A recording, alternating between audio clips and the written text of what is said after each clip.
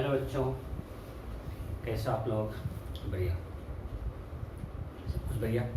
Okay, तो हम लोग लास्ट क्लास में क्या पढ़े थे? डायपोल। और बाय द वे मैंने आपको असाइनमेंट 4 दे दिया है, आप उसको उसका डेडलाइन में दिया हुआ है, आपको उसको कंप्लीट करना इस वीक में, राइट?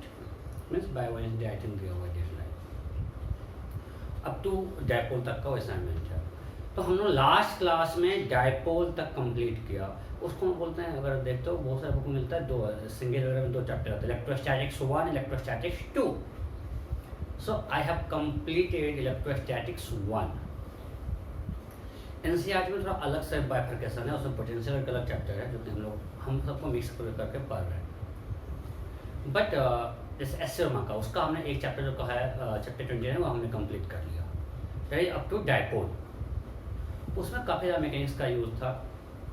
बट अभी जो हम लोग पढ़ेंगे ना इस चैप्टर में, अभी जो हम लोग जा रहे हैं इलेक्ट्रोस्टैटिक्स 2 में, इसमें बहुत कुछ न्यू मिलेगा और इंटरेस्टिंग है, बहुत इंटरेस्टिंग चैप्टर है। इसमें मैकेनिक्स बहुत ज़्यादा यूज नहीं करेंगे, थोड़ा बहुत यूज करेंगे। तो इसमें मेनली हर कुछ हम लोग बात करते हैं गॉस लॉ का, और अभी तक बात करते हैं कूलम्ब्स लॉ का। तो गॉस लॉ में आने से पहले electric flux, because Gauss law में इलेक्ट्रिक फ्लक्स टर्म का यूज होता है, तो पहले हम लोग इलेक्ट्रिक फ्लक्स निकालना सीखेंगे, तब तो गॉस लॉ यूज कर पाएंगे। तो इलेक्ट्रिक फ्लक्स क्या होता है पहले ही जाएंगे। अब इलेक्ट्रिक फ्लक्स से पहले we have to learn how to find area vector, because electric flux होता है integration of E dot D A. For D area vector means अगर हमको एरिया वेक्टर ही नहीं पता है तो हम फ्लक्स कैसे निकालेंगे? जब फ्लक्स निकालेंगे तो गॉस लॉ यूज नहीं कर पाएंगे। So everything interlinked. So before going to Gauss law, we'll study electric flux, and before that, we'll discuss something about area vector. So हमने जो बात किया, हमने बस बात किया circle of area of circle is pi are square. तो हम सिर्फ मैग्नीट्यूड की बात करते हैं, अभी तक हमको डायरेक्शन की जरूरत पड़ी नहीं, पर रियल में area is a vector quantity, has both magnitude and direction.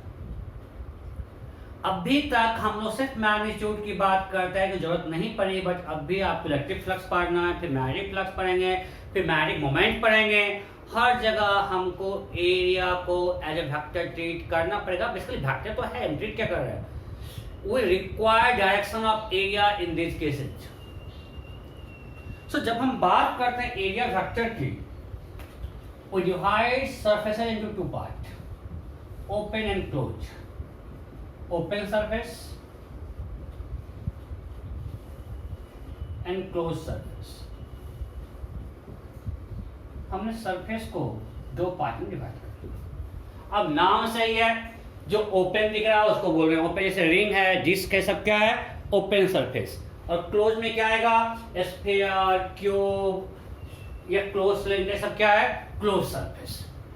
तो ओपन सरफेस में एग्जांपल अगर हम दे देते हैं रिंग, डिस्क, या ओपन सरफेस। क्लोज में क्या होगा? Sphere,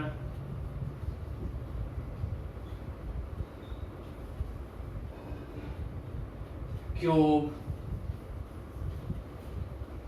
close cylinder.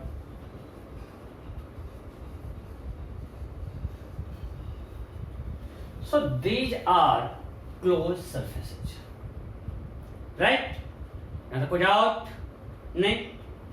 ओके। अगर मान लें हम सिलेंडर का कैप खोल दें तो ओपन हो जाएगा। अब ओपन सरफेस में एरिया वेक्टर सरफेस के परपेंडिकुलर है। For open surface area vector is always perpendicular. लिख रहे हैं आप लोग, for open surface area vector is always perpendicular to the surface। से मानते हैं डिस्क है, अगर हम इस डिस्क का परपेंडिकुलर ले, ये होता है आउटवर्ड भी इनवर्ड, दोनों पॉसिबल है। अगर हम इस डिस्क का परपेंडिकुलर ले, it can have 2 direction, outward और इनवर्ड, बोथ आर पॉसिबल। और दोनों हम ले भी सकते हैं, both are possible directions of area vector. For example, अगर इसका एरिया 2 मीटर है, so its area will be pi are square, so pi into 2 square. आप ये भी सकते हो, ये तो दोनों सही है, दोनों सही है। ओपन सरफेस में हम कोई भी एरिया वेक्टर चूज कर सकते हैं सरफेस के परपेंडिकुलर। क्लियर है? पक्का? फॉर एग्जाम्पल अगर मानते हैं हमारे पास एक डिस्क है and they are kept like this,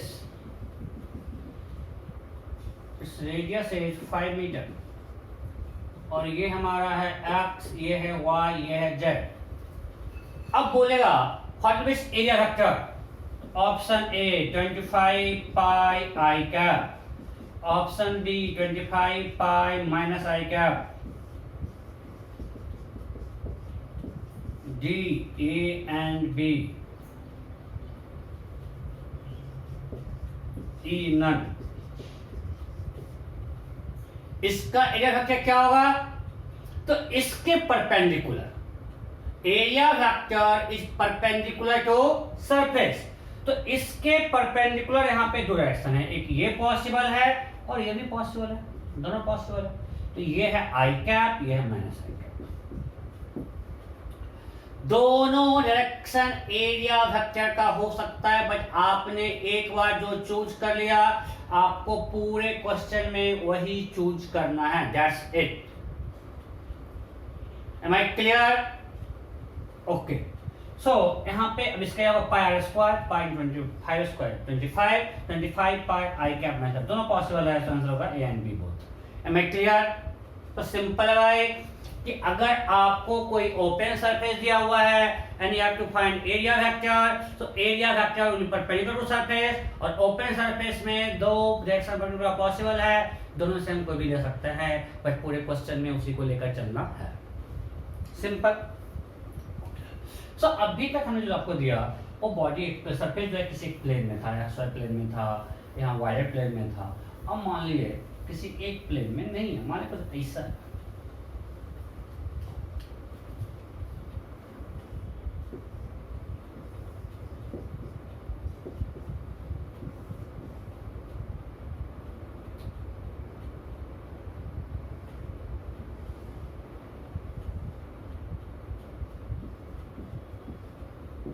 A square is kept like this.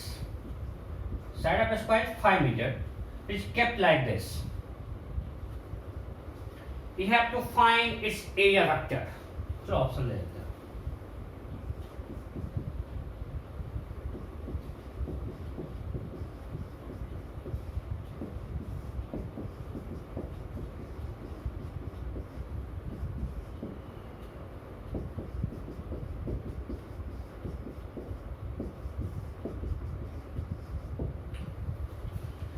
A square of side 5 meter is kept like this. Find its area vector.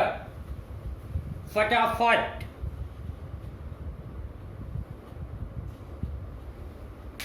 हुआ क्या? ओके देखो ये फिर से आएगा जब हम लोग पढ़ेंगे। मैं बार बार बोल रहा हूँ मैग्नेटिक फ्लक्स मैनेजमेंट में, अब भी आपको बता दे रहा हूँ, वहां फिर से नहीं बताऊंगा। जब भी ऐसा कुछ दिया हुआ एक तो विजुलाइज दे सकते हो, वो आसान होता है, बट कुछ नंबर विजुलाइजेशन में some दिक्कत है। तो बेसिक मेथड है भाई, you have to take cross product of two consecutive sides. हम डॉक्टर ने बताया भी, जैसे अगर ये O A B C, सो हमको दो कंसेक्यूटिव साइड का क्रॉस प्रोडक्ट लेना है, तो एरिया फैक्टर हम ले सकते हैं CO क्रॉस OA। अब AO क्रॉस OC दोनों पॉसिबल है, हमने लिखा CO क्रॉस OA, कोई लिखा AO क्रॉस OC, दोनों लिख सकता है। अब जो लोग फर्क पड़ने वाला नहीं है, हम लेना CO क्रॉस OA। तो व्हाट इज CO वेक्टर? लिखते हैं coordinate each to Y axis पे एक्स एंड जेड कोऑर्डिनेट 0। ये एक्स जेड प्लेन में है तो X component 4, Y component 0, Z component 3। तो what is CO vector? 4i plus K थप्पड़ मार देंगे। हम OC नहीं CO बोल रहे हैं, मतलब यहां से इधर जाना है, final minus initial -4i -3k cap, 0 -4 -4i -3k cap for is OA vector.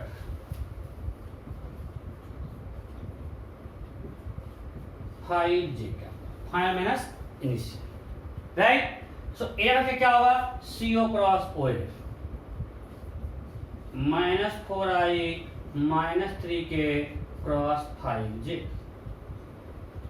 अब 4 into 5 20 I cross j k, so -20k cap, k cross j minus I j k, इधर आते हैं पॉजिटिव, राइट। तो k cross j minus I minus plus, so plus 15i cap, तो 15i cap minus 20k। अच्छा, अगर कोई ये लिख दिया area vector 20k cap minus 15i cap, ये सही है गलत? 20k cap minus 15i cap, ये सही है गलत? भाई ये भी सही है। अगर एरिया वेक्टर ये है तो ये भी पॉसिबल है, दोनों डायरेक्शन पॉसिबल है। कोई डाउट? अगर कोई कर देता OA क्रॉस CO, वो भी होता। मैं क्लियर? सो जब भी ऐसा दिया हुआ एक ये तरीका है, सिंपल दो कंसेक्यूटिव साइड पॉसिबल निकालना। दूसरा विजुअलाइज कर सकते हो, मैं उसमें कंफ्यूज नहीं करना चाहता हूँ आपको, जिनको कर सकते हो। ये देखो, इसका एक्सजेड इससे एंगल 37, एरिया का होगा इससे 53, 25 cos 53, 15 और जेड से 37, 25 cos 7, 20। विजुअलाइज करने चीजें मैं उस पर जा नहीं रहा हूँ। ओके, नेक्स्ट है क्लोज सरफेस।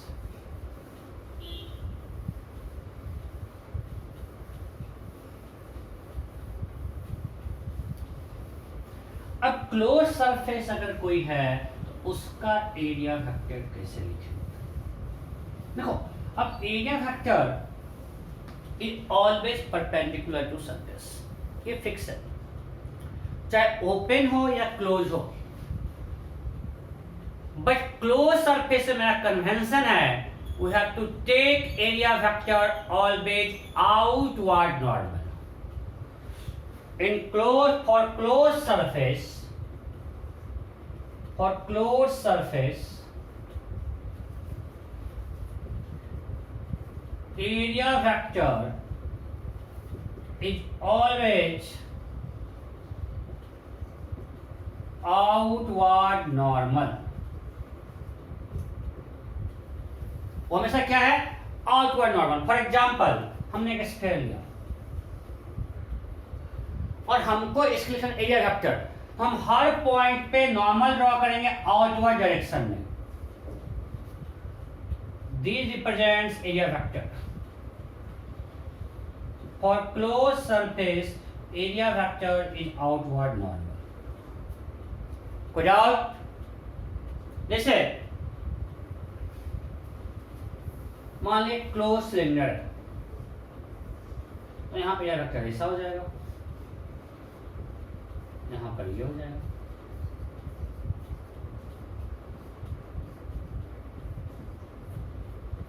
यहां पर इनवर्ड नहीं लेना है, ये हमारा कन्वेंशन है कि जब भी सरफेस क्लोज्ड हो we have to take area vector outward normal, हमेशा सरफेस से बाहर लेना है। ठीक है? कोई कंफ्यूजन? ये डिस्क नहीं है, स्फीयर है।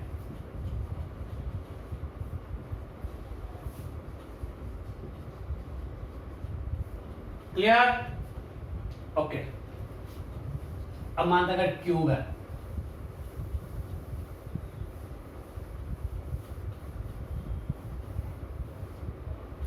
क्यूब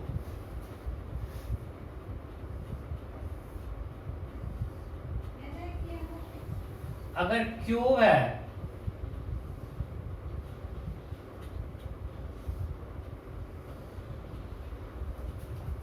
और मान लीजिए ये मेरा x है, ये y है, ये z है, तो इसके लिए क्या होगा? मानते साइड है, क्यूब का साइड a है, a square j cap, right. इसके लिए a स्क्वायर i कैप। इस सरफेस के लिए आउटवर्ड नॉर्मल ए स्क्वायर के क्या। M I clear? सो आपको हर सरफेस के परपेंडिकुलर एरिया वेक्टर लेना है। इसमें किसी कोई डाउट है क्या? नहीं? अच्छा, जैसे अगर इसकी बात करें तो इसका एरिया वेक्टर क्या होगा? के क्या, सॉरी जे क्या। इसका एरिया क्या होगा? जे क्या और फिर नॉर्मल। इसका के क्या, इसका प्लस आई क्या, इसका माइनस आई क्या, इसका माइनस जे क्या, इसका माइनस के क्या। मीन्स हर सरफेस के परपेंडिकुलर हमको लेना है एरिया वेक्टर आउटवर्ड। अगर ये सरफेस क्लोज है हमको अंदर में आउटवर्ड लेना है, इससे बाहर जाता हुआ। क्लियर? ओके। सो ये हमने बात किया एरिया वेक्टर का।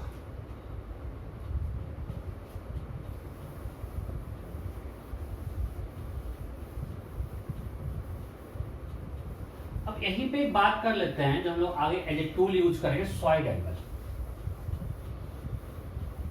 सॉलिड एंगल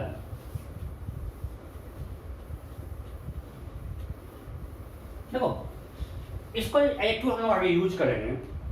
क्या? Solid angle.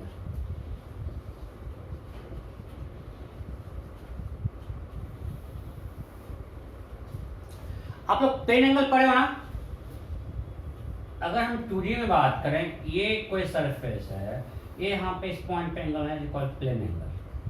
और अगर ये सर्कुलर आर्क है, आप पढ़ चुके हो थीटा इक्वल टू क्या होता है? L by R। नहीं, उसी तरह हम बात करें 3D में, से कोण बनेगा तो उसमें क्या होता है? Solid angle. जैसे हमसे अच्छा बना है झालमुड़ी वाला जो होता है,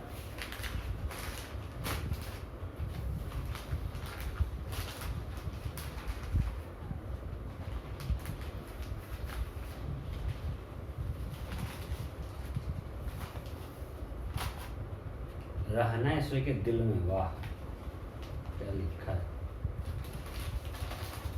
आप विवेक क्या हंसी छूट रही है।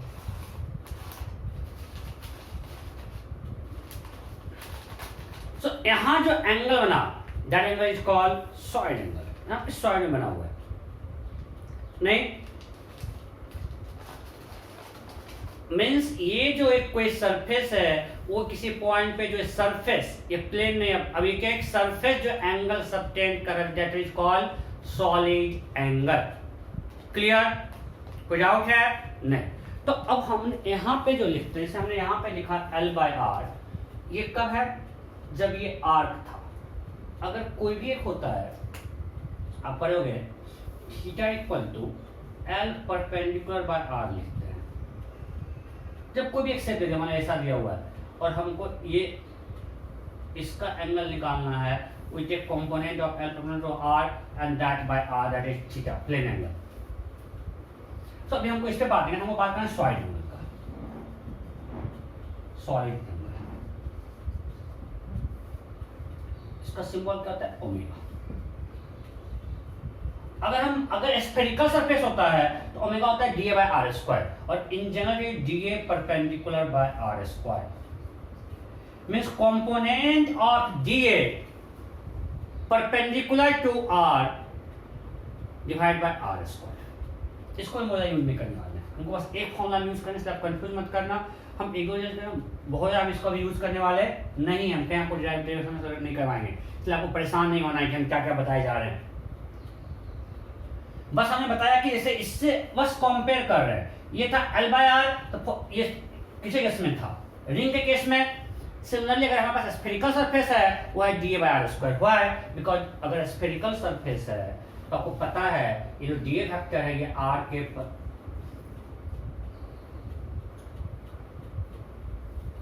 यहाँ पे जो सरफेस है, ये सरफेस यहाँ पे R के परपेंडिकुलर ही है। इस सरफेस और R में कितना एंगल होता है? 90। तो पूरा एरिया जो है R के परपेंडिकुलर। बट अगर कोई मान लो शेप दिया, कोई सरफेस दिया तो हम कह रहे हैं component of area, means surface area perpendicular to R। जो आर के परपेंडिकुलर एरिया है वो लेना है, ठीक है। मींस यहाँ पे जो परपेंडिकुलर दिया है एरिया वेक्टर ने सरफेस को दिया है, यहाँ पे सरफेस जो है मेरा वो आर के परपेंडिकुलर ही है, तो पूरा पूरा हर पॉइंट पे क्या है परपेंडिकुलर, तो पूरा पूरा एरिया बाय आर स्क्वायर जाएगा। सो अब बताओ अगर हमारे पास एक क्लोज सॉलिड स्फीयर है, ये यहाँ पे कितना ट्रायंगल बनाएगा, कितना बनाएगा 4 पाई, एरिया कितना है 4 pi are square by r square, यहाँ ट्रायंगल क्या होगा 4 पाई। जैसे सर्कल जो है अपने सेंटर पे कितना बनाता है 2 पाई, राइट। अच्छा कोई भी क्लोज शेप ले लिए, ये अंदर किसी पॉइंट पे कितना ट्रायंगल बनाता है 2 पाई। कोई भी क्लोज शेप अंदर के पॉइंट पे कितना ट्रायंगल बनाता है 2 पाई। तो कोई भी क्लोज सरफेस अंदर के पॉइंट पे कितना ट्रायंगल बनाता है 4 पाई। सो सॉलिड एंगल कुछ रीजन बस आपको याद रखना है, सॉलिड एंगल फॉर्म्ड बाय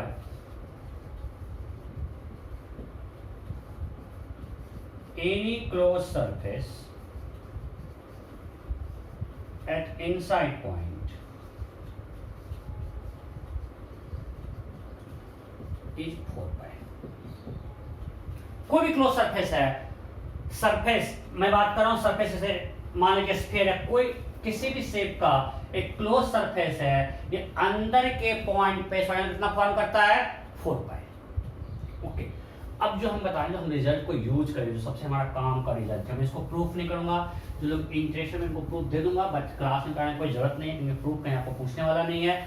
और जो अभी हम जो नेक्स्ट फॉर्मूला लिख रहे हैं बस इसी को जब स्लाइड में इतना बता रहे हैं बस यूज हम इसी को करेंगे। अगर हमारे पास टॉपिक का लिखना है relation between plane angle and solid angle, relation between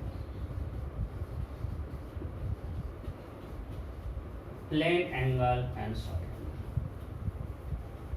plane angle and solid angle,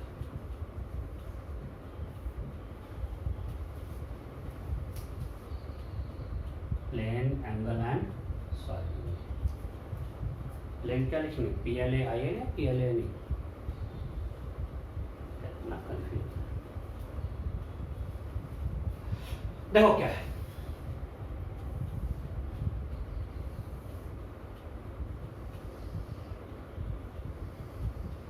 हमारे पास एक कोण है और मानते हैं ये इसका हाफ एंगल जो है प्लेन एंगल ये है हमारा theta and it forms solid angle omega. अगर इस कोण का हाफ एंगल थीटा है सॉलिड एंगल ओमेगा है, रिलेशन ओमेगा इक्वल टू, मैं बोल रहा हूँ प्रूफ इंपॉर्टेंट नहीं है बट प्रूफ आप कर सकते हो, आपको जो बताएं ये पर्टिकुलर बाय आर स्क्वायर से आप कर सकते हो। Omega equal to 2 pi into 1 minus cos theta, ये रिजल्ट बहुत इंपॉर्टेंट है, इसको आप लिख लो। Relation between plane angle and solid angle omega equal to 2 pi into 1 minus cos theta. को जाओ यहाँ थीटा क्या है हाफ एंगल, ओमेगा क्या है सॉलिड एंगल, ठीक है। यहाँ तक को जाओ, इसका यूज मैं आपको आगे दिखाऊंगा क्या करेंगे। इस पे एक क्वेश्चन करते हैं, अभी आप लिख देगा फटाफट तुरंत।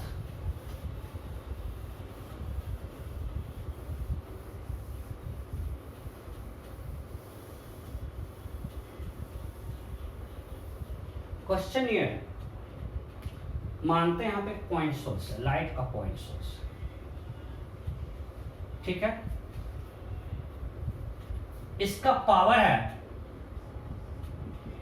80 वाट।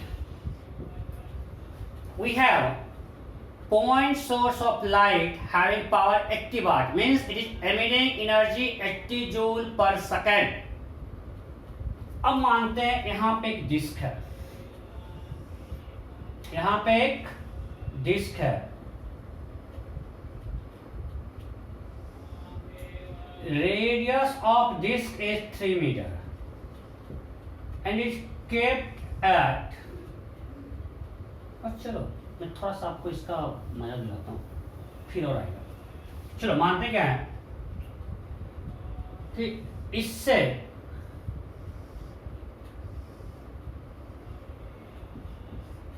फोर मीटर डिस्टेंस पे एक डिस्क है जिसका रेडियस है 1 मिलीमीटर और यहाँ पॉइंट सोर्स है ऑफ 100 वाट।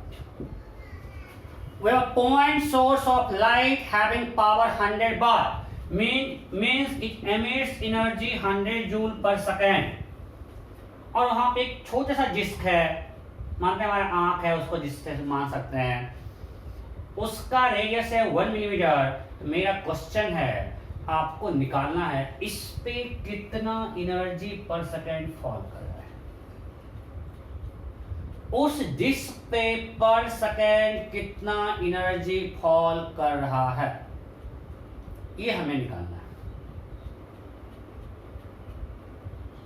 ठीक है, निकालें क्या? अच्छा, कैसे निकालेंगे? यहां से जो निकला 100 जूल पर second going in all directions, ये इधर भी जाएगा इधर भी जाएगा, पॉइंट सोर्स है, आपको हम बता चुके हैं, ये हर डायरेक्शन में सिमेट्रिकली जाएगा। तो इस पे कौन सा एनर्जी फॉल करेगा? जो एनर्जी ये आएगा, इस जोन में जो भी एनर्जी जाएगा वो इस पे फॉल करेगा। Am I clear? इस डिस्क पे वही एनर्जी जाएगा जो इस रीजन में आ रहा है। तो हमको निकालना इसमें कितना आ रहा है, कैसे निकालेंगे? देखो यहां पे हम लोग एक सिंपल शॉर्टकट लगा सकते हैं। क्यों, क्या लगा सकते हैं? हम लोग निकालते हैं यहां पे इंटेंसिटी क्या है।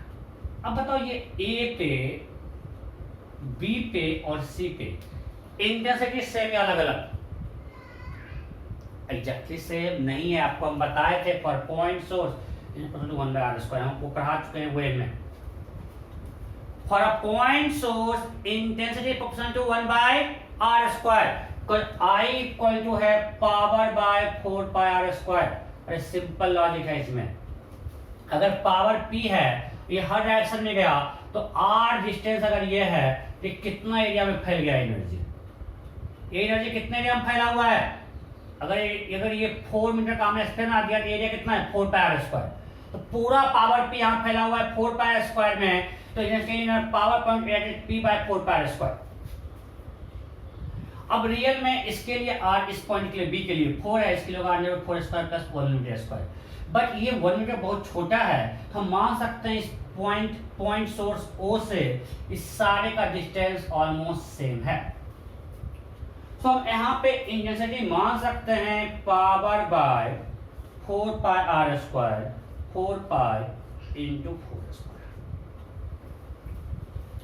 हमने जंक्शन लिया कि ये जो रेडियस है, this radius of this ring A is less than 4 meter, so we can assume intensity at each point of disk is same। कोई दिक्कत? सो अगर हर पॉइंट पे इंटेंसिटी सेम है, तो क्या 100/4 पर दिस इज 100/64π²। क्या निकला? इतना वाट पर मीटर स्क्वायर इंटेंसिटी। अब यहाँ पे कितना एनर्जी पर सेकेंड फॉल हुआ? तो एनर्जी फॉल पर सेकेंड क्या होगा? एनर्जी फॉलिंग ऑन डिस्क पर सेकेंड क्या होगा?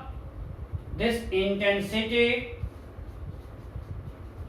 Into area. Am I clear? इतना वाट एनर्जी उस डिस्क पे फॉल कर रहा है। इसको अब सॉल्व करते हैं, जो भी आएगा। सो यहां पे हमने सिंपली कर पाया मैं, क्योंकि हम एज्यूम कर लिए कि बहुत छोटा है, हर पॉइंट पर इंटेंसिटी सेम, और हमने इसको यूज कर लिया। आगे आपको हम फिर से मॉडल प्लेस में यूज करेंगे, वहां पे निकालेंगे नंबर ऑफ फोटॉन्स। ये पार्ट क्लियर है? ओके, पक्का ना? अरे इंटेंसिटी होता है पावर पॉइंट एरिया निकाल लिया। इस पॉइंट पे हर पॉइंट पे हमने कांस्टेंट मान लिया, बिकॉज इससे डिस्टेंस ऑलमोस्ट हर पॉइंट का सेम है। अरे भाई, अगर इस रिंग का रेडियस छोटा है और ये डिस्टेंस ज़्यादा है, तो जो डिस्टेंस यहाँ से यहाँ है वही यहाँ से यहाँ मान सकते हैं, बिकॉज ये हाइट बहुत कम है। तभी हमने रियल में इसके हर पॉइंट का डिस्टेंस, यहाँ का अलग डिस्टेंस है, यहाँ का अलग है, इस रिंग का अब मत समझो, यहाँ पे एक डिस्क जो बनेगा उस डिस्क के सेंटर का डिस्टेंस अलग है, इसका हर पॉइंट का डिस्टेंस होगा अंडर रूट, अगर ये मान लिए x है तो under root R square plus A square plus X square. अगर ये a है और ये x है तो इस पेरीफेरी का होगा अंडर रूट ए स्क्वायर प्लस एक्स स्क्वायर, और सबका अलग अलग रेडियस होगा। इस डिस्क के अंदर हमको अलग अलग रिंग मिलेगा यहाँ से यहाँ तक, और सबका रेस अलग अलग है, तो सबके इस पेरीफेरी के पॉइंट का डिस्टेंस रियल में O से अलग अलग है। बट ये हाइट ही वन बहुत कम है, हम मान सकते हैं कि इस डिस्क पे जितने पॉइंट हैं वो यहाँ से x डिस्टेंस पे ही है। क्लियर? क्लियर ना कि ये मेरा पॉइंट सोर्स है, हमको इस पे निकालना कितना एनर्जी है, जो इसके थ्रू आएगा लाइट वही तो इस पे पड़ेगा। ओके, अब next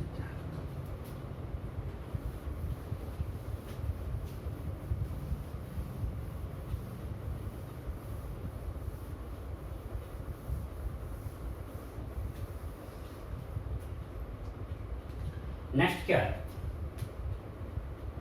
same question same type.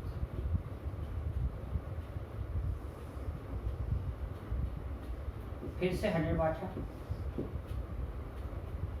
But अब ये है 3 मीटर और ये है 4 मीटर। ठीक है, now question is find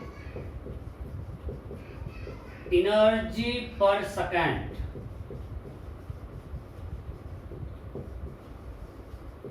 falling on disc. मैंने आपको भी हिंट कर दिया है, आपको खुद से करना है। 60 वाट, 50 वाट,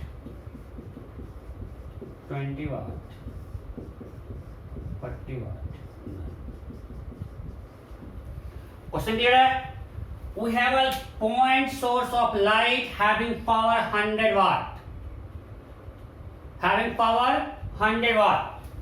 It's emitting. It's an isotropic source. It's emitting light 100 joule per second. Then my question is find energy of light falling per second. Energy falling per second on this disk. Radius of disk is 3 meter. Radius of disk is 3 meter.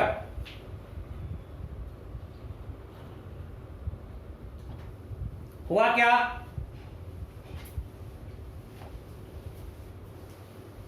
Okay, अब मैं करता हूं।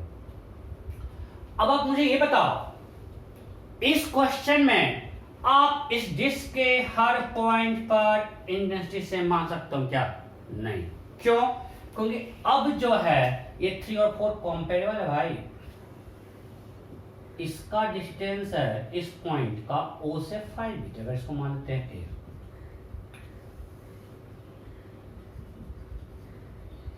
और इसका distance है 4 metre. फिर बीच का अगर यहाँ पे कोई पॉइंट लेते हैं 2 मीटर पे, उसका डिस्टेंस होगा √20 मीटर।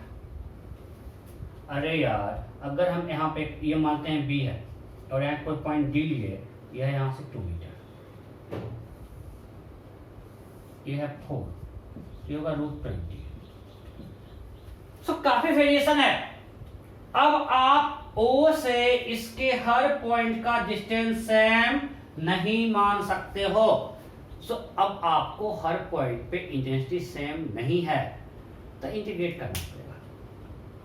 एक तरीका वो है, हम आपको दिखाएंगे भी आज ही इलेक्ट्रिक फ्लक्स में। बट इसका एक आसान तरीका क्या है, ये एंगल निकालते हैं थीटा कितना है।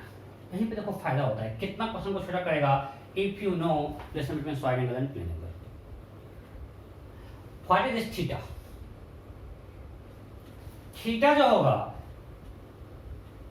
tan theta equal to P by B. So tan theta, that is half angle, equal to 3/4. So theta is 37. Am I clear? So what is solid angle formed by this surface? ये omega क्या होगा? So as per relation, omega is equal to 2 pi into 1 minus cos theta stereadian, right? solid angle is stereadian.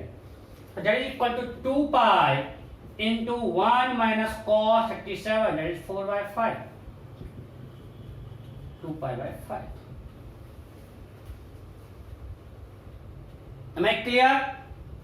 So it's 2 pi by 5. तो solid angle क्या हो गया? 2 pi by 5. Okay. अब बताओ ये जो 100 वाट है ये कितने सॉलिड एंगल में है? ये पूरा में फैलेगा. अगर हम इसको लेता हुआ अगर एक स्फीयर बना है, इस पूरे में यहां पे गया 100 वाट मीन्स 4 पाई सॉलिड एंगल. तो 4 पाई सॉलिड एंगल में पावर जो डिस्ट्रीब्यूट हो रहा है वो है 100 वाट. तो 1 में क्या होगा? 100 बाय 4 पाई. तो 2 पाई बाय 5 में क्या होगा? 100 by 4 pi into 2 pi by 5. नहीं, सो जो रिक्वायर्ड पावर होगा 100 by 4 pi into 2 pi by 5, 10 watt. Am I clear? किसी को डाउट है क्या? ठीक है, देखो अब हर पॉइंट पर इंटेंसिटी सेम नहीं है, तो हम सिंपल लॉजिक लगाएं. अगर ये आइसोट्रॉपिक सोर्स है, this emitting equal energy in all directions, is for this source all directions are equivalent. So ये पूरे 4 पाई सॉलिड एंगल में एमिट कर रहा है 100 वाट, और ये सॉलिड एंगल कितना है? 2 पाई बाय 5. तो 2 पाई बाय 5 में आया कितना एनर्जी? 10 वाट. मींस इस डिस्क पे जो एनर्जी फॉल करेगा पर उसका energy 10 watt. Am I clear? Okay. तो सॉलिड एंगल को बस इतना यूज करना है. क्या करेंगे हम आपको दिख जाएगा. बस हमको याद रखना प्लेन एंगल थीटा है, सॉलिड एंगल ओमेगा है, तो omega equal to 2 pi into 1 minus cos theta. That's it. Solid angle हम लोग यही यूज करने वाले हैं. तो क्वेश्चन को सिंपल करता ही है. तो एप्लीकेशन करते हैं, आर पे जाकर डीआर का लो एलिमेंट, फिर वहाँ पे डेंसिटी निकालो, उसको इंटीग्रेट करो, कर सकते हो. उससे ट्राई करना, उससे भी आंसर सेम आएगा. आपको आज हम दिखाएंगे भी. तो हमने बात किया एरिया वेक्टर और सॉलिड एंगल. हम आपको बेसिक टूल्स अभी तैयार किए इस चैप्टर के लिए, जो हम इसको यूज करने वाले हैं. अब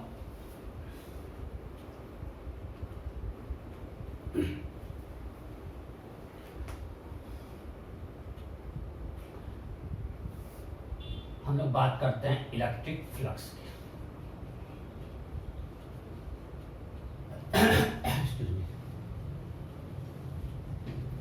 देखो इलेक्ट्रिक फ्लक्स को हमने डिफाइन किया है d5 को, इसका सिंबल है फाई. सिंबल क्या है? फाई. इलेक्ट्रिक फ्लक्स को small area dh E dot da. समझे इस चीज को? यहाँ पे लोग कंफ्यूज रहते हैं. कोई भी एक सरफेस दिया हुआ है,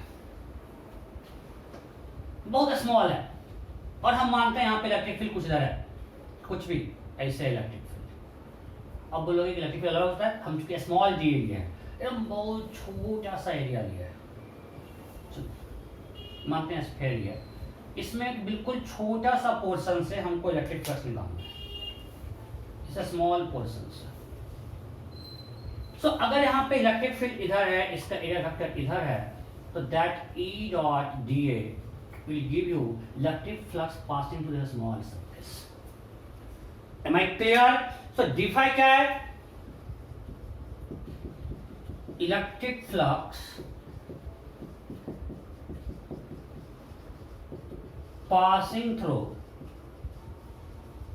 a small surface. d5 is electric flux passing through a small surface. da is area vector for small surface.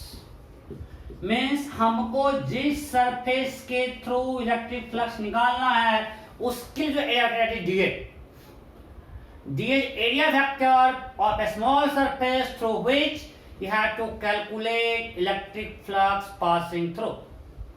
आपको जिस सरफेस के थ्रू इलेक्ट्रिक फ्लक्स निकालना है उसका एरिया वेक्टर क्या है? da. Am I clear? Okay. Next क्या है?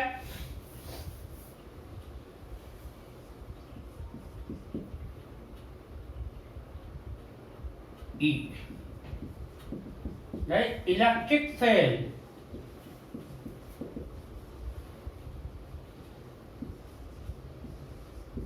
at a small surface.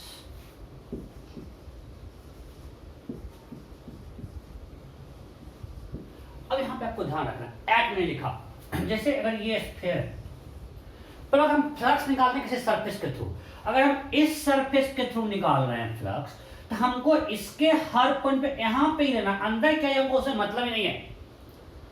हम जिस सरफेस से, अगर हम इसके थ्रू फ्लक्स निकालना है हमको यहां पे ही चाहिए, अगर हमको इस सरफेस से निकालना है तो हमको इसके हर पॉइंट पे ही चाहिए।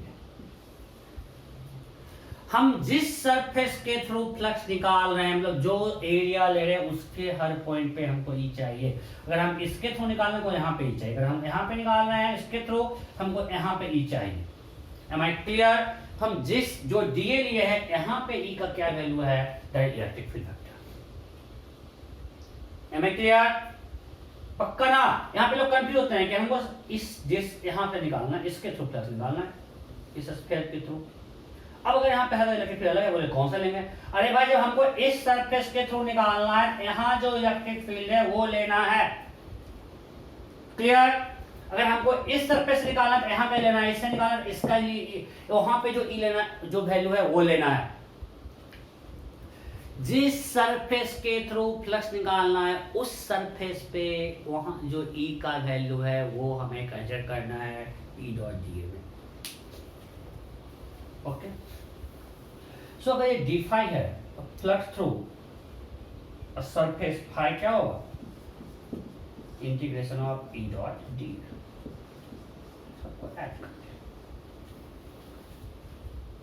मैंने अभी तक नहीं लिखा, हमने क्या लिखा? Integration of E dot D. Now I am going to take example if E is uniform. तो मुझे बोलने में प्रॉब्लम हो रहा है, सब्जी में प्रॉब्लम है। If electric field is uniform, uniform मतलब हर पॉइंट पे मैग्नीट्यूड और डायरेक्शन दोनों सेम है। जब भी हम बात करते हैं कोई वेक्टर यूनिफॉर्म है मतलब उसका मैग्नीट्यूड डायरेक्शन दोनों सेम है। अगर ई यूनिफॉर्म है, it can be taken out of integration, it can be E vector dot integration of D A. Integration of A क्या होगा? एरिया। अब ये फॉर्मूला मत याद रखना, phi equal to E dot A कब वैलिड है? It's valid only when electric field is uniform. If E is uniform,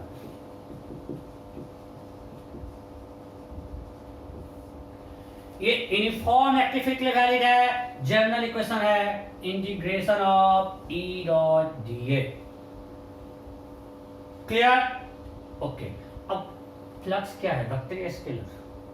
अगर ये डॉट प्रोडक्ट टू वेक्टर्स है, इलेक्ट्रिक फ्लक्स क्या होगा? Scalar quantity.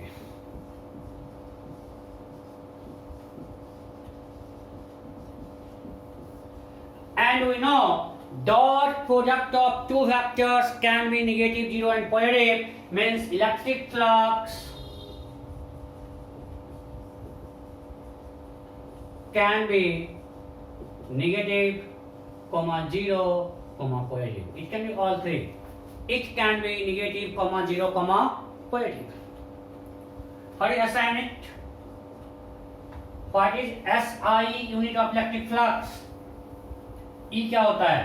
न्यूटन पर कूलम, एरिया मीटर स्क्वायर, सो Newton metre square पर coulomb.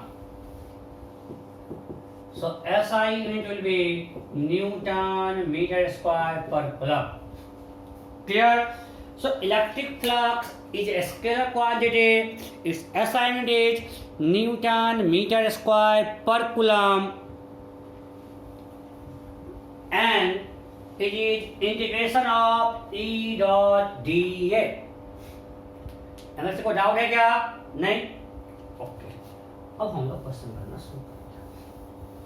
उसके पहले बहुत ही इंपॉर्टेंट मैं आपको दो लिखा रहा हूं, आप इसको लिखो। ये बहुत ज्यादा क्वेश्चन को आसान करता है। देखो first point, electric flux passing through open surface electric flux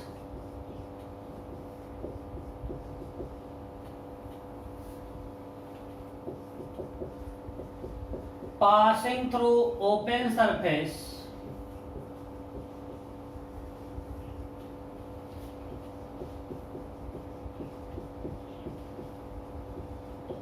is proportional to, मैं इक्वल ना प्रोपोर्शनल बोल रहा हूँ, is proportional to number of electric field lines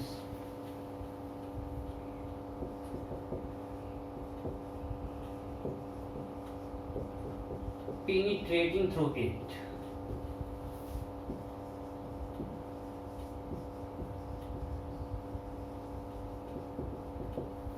Am I clear? और नेक्स्ट है इलेक्ट्रिक फ्लक्स. ये दोनों बहुत इंपॉर्टेंट है, बहुत काम आएगा आगे. Passing through close surface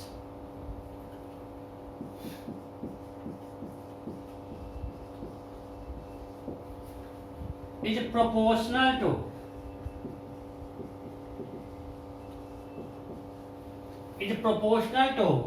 number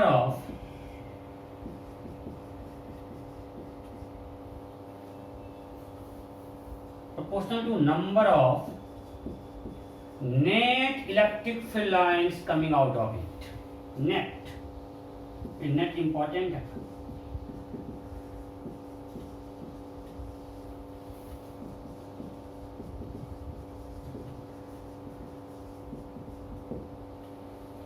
clear? पहले आप लिख लो. Electric flux passing through open surface is proportional to number of electric field lines penetrating through it. And electric flux passing through closed surface is proportional to number of net electric field lines coming out of it. For example, अगर हमारे पास एक sphere है और ऐसा कुछ field line है, इसके तो फ्लक्स क्या होगा? तो जितना इन किया उतना आउट हो गया, तो फ्लक्स क्या होगा? Zero. Because net field line कुछ आ रहा है बाहर क्या. अब अगर कोई ऐसा ड्रॉ किया,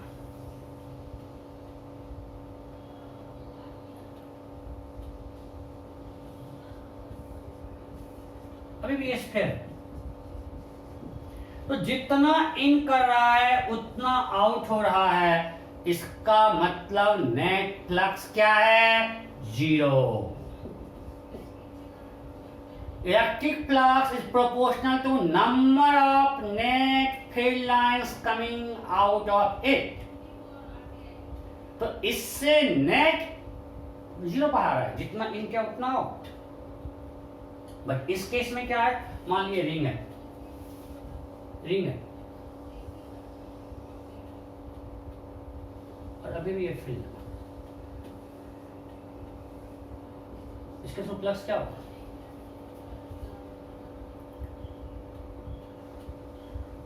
ओपन सरफेस है, मतलब कितना पेनिट्रेट कर रहा है.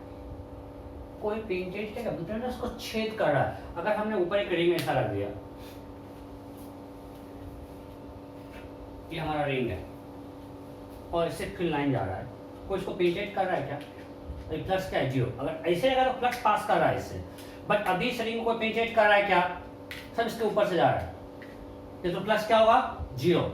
So for open surface, electric flux is proportional to number of electric field lines penetrating through it. इससे कोई पेनिट्रेट नहीं कर रहा है, इसका फ्लक्स क्या होगा? जीरो. अब मैं आपको क्वेश्चन करवा रहा हूँ इलेक्ट्रिक फ्लक्स पे, तो क्वेश्चन करता है. चलिए हो गया.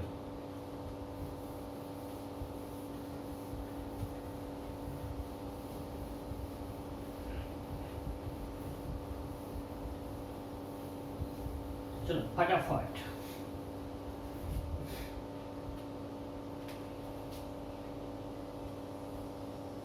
ये रिंग है, क्या है? रिंग. और ऐसा एक फील्ड है, ये है इलेक्ट्रिक फील्ड लाइन.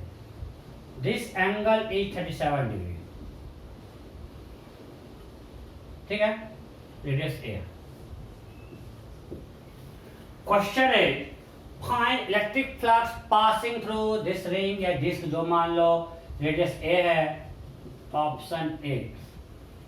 डिस्क बोलो मतलब find electric flux passing through this disk या एरिया इनक्लोज्ड बाय रिंग, क्योंकि उसके लिए एरिया चाहिए। Find electric flux passing through this disk, option A.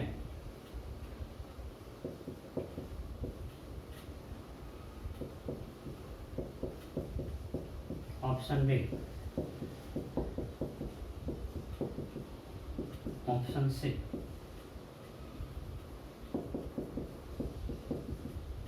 D none. क्या हुआ?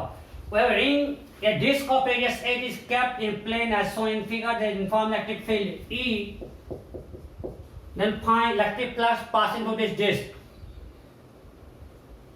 फंस गए? अच्छा, दो लॉजिक है यहाँ। इलेक्ट्रिक फील्ड यूनिफॉर्म है कि नहीं, हमने uniform electric field line draw किया, तो फाई इक्वल टू क्या हुआ? E dot A, that equal to E A cos theta, right? E और area it's a pi square. अब ई और ए में कितना एंगल है? What is angle between electric field vector and area vector? So electric field इस plane में है, area of the plane है, तो ई और ए में कितना एंगल है? 90, सो cos 90 that is 0। Am I clear?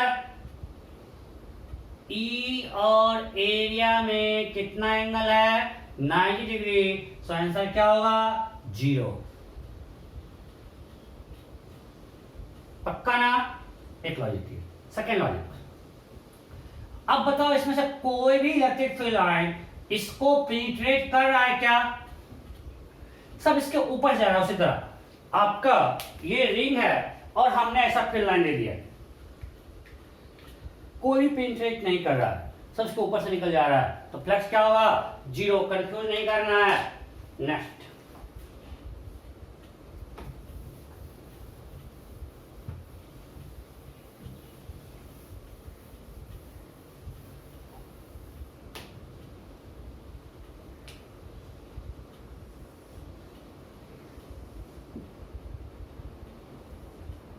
ऐसा इलेक्ट्रिक फील्ड लाइन, लेकिन डिस्क ऑफ रेडियस है,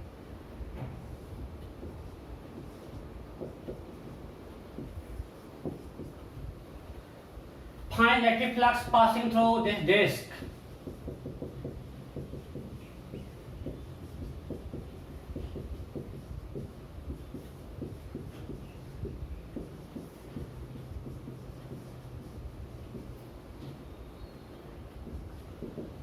Which of the following may give electric flux passing through disc?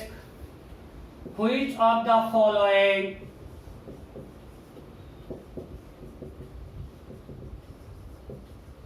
may give electric flux passing through disc means phi? क्या होगा? यहाँ E uniform है कि non uniform है? Uniform है, so we can use phi equal to E dot A। We can use this, yes or no? कर सकते हैं, ओके। अब बताओ, that is equal to E A cos theta, E का वैल्यू E है, area है पाई ए square. E और A में कितना एंगल है? एरिया वेक्टर और इलेक्ट्रिक वेक्टर में क्या एंगल है? अब अगर कोई बोलेगा, हमने बोला ये ओपन सरफेस है, इसका कोई एरिया इधर लेगा, तो उस केस में E भी इधर है, एरिया भी इधर है, एंगल 0 है, तो cos 0। बट कोई ये भी ले सकता है, अरे हाँ या नहीं? ओपन सरफेस में ये दोनों पॉसिबल है डायरेक्शन ऑफ एरिया वेक्टर, और जब कोई ये लेगा तो इस केस में क्या होगा? 180, तो फाई क्या होगा? Minus A into pi square. तो दोनों सही आंसर है, डिपेंडिंग आप डायरेक्शन ऑफ एरिया वेक्टर क्या लेते हो, तो दोनों सही है। ठीक है, next next next next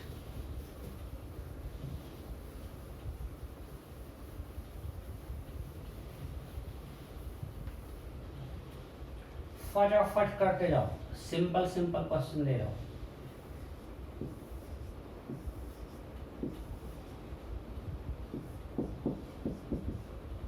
Again, we have a disk of radius A. We have a disk of radius A. For a flux passing through disk.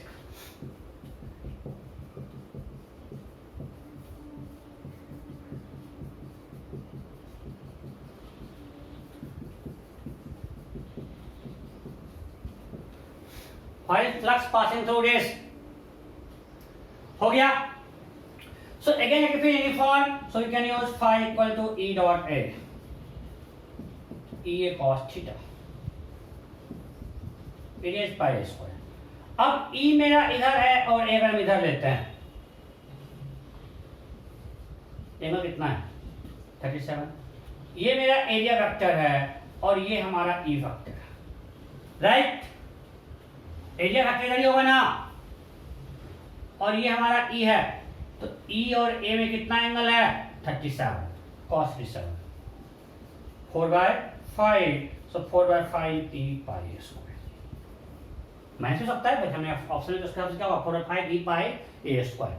Am I clear? Okay, next।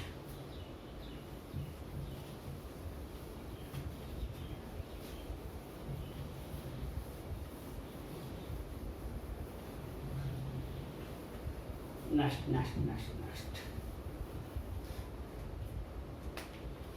चलो, हमारे पास एक यूनिफॉर्मली चार्ज लॉन्ग रॉड है। इससे ए distance पे हम D distance पर हमने एक रिंग डाल दिया, छोटा सा ये डिस्क।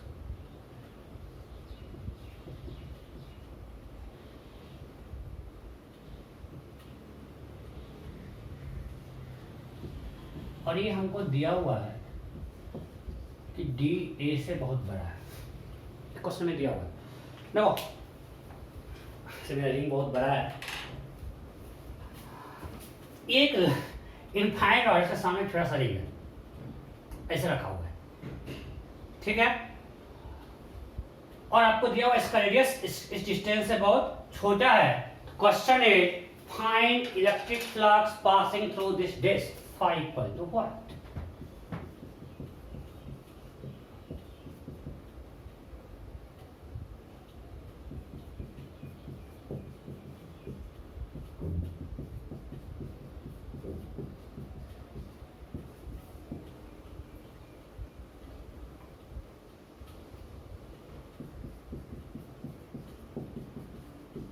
क्या बोलो फटाफट। You have to find electric flux passing through disk. Disk से इलेक्ट्रिक फ्लक्स कितना पास कर रहा है? एजम्पशन दिया हुआ है कि ए डी से बहुत छोटा है।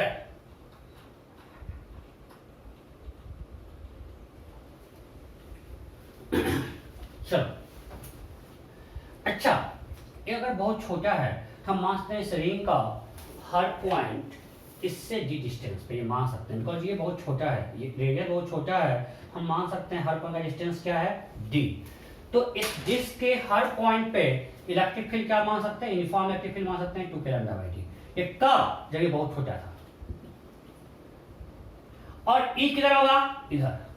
और एरिया किधर होगा? इधर। और इधर प्राप्त करें इलेक्ट्रिक फील्ड निकालने में। और E कितना था? 2 λ/d। तो flux equal to E into A into cos 0, 2 λ/d pi A square cos 0 1। Am I clear? मैं फिर से बोल रहा हूं कि जब ये रिंग छोटा है, हम मान सकते हैं कि हर पॉइंट का डिस्टेंस d है। अदरवाइज अगर ये अंदर जाएगा तो इसका डिस्टेंस इससे d नहीं है, ये d है, ये d नहीं है, बट ये बहुत छोटा है तो हम मान सकते हैं। Am I clear?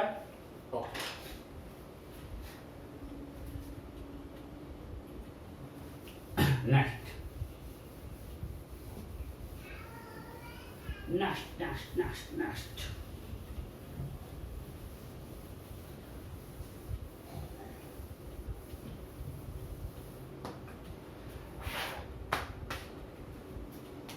Next is this.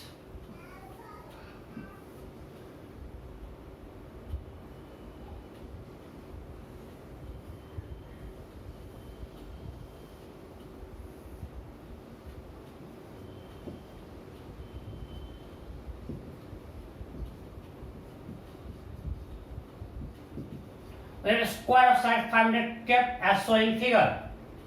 And this is a uniform electric field E as shown like this. Then find electric flux passing through a square. Find electric flux passing through a square.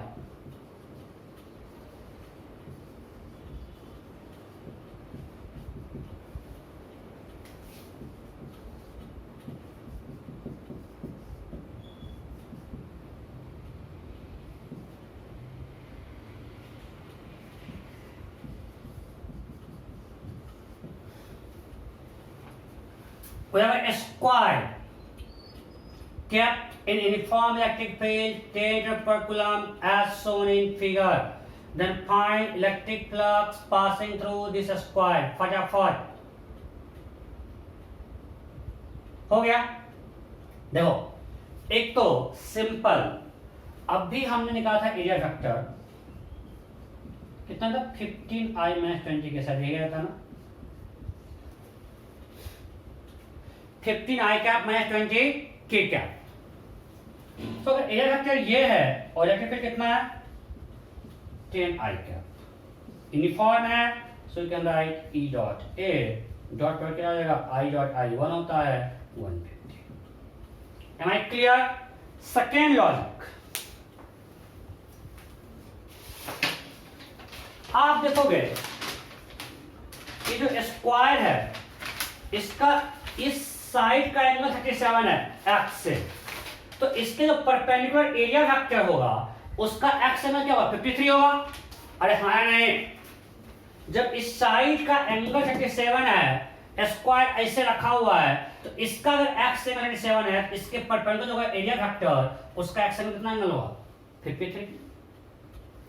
सो अगर उसका electric field से angle निकल गया 53, so area phi equal to E into mod A cos theta.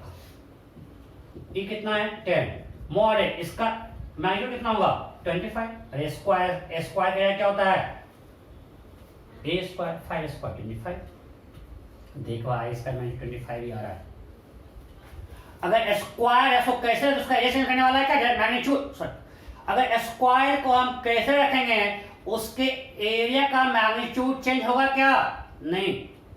आज मैं बोलने में बार बार ये हकला रहा हूँ, बहुत मुश्किल से बोल पा रहा हूँ। अगर कोई भी स्क्वायर है उसको कैसे भी रखो magnitude of area remain same, A square 25 into cos 53 250 into 3/5। अगर आप ये समझे तो ये आसान है, अदरवाइज फिर आपको ये निकाल करना पड़ेगा। बहुत आसान है भाई, सोचना है, थोड़ा सा विजुलाइज करना है। अगर इसका एक्स एंगल 37 है, एरिया इसके परपेंडिकुलर होगा तो उसका एक्स से क्या एंगल होगा 53। Okay next next next next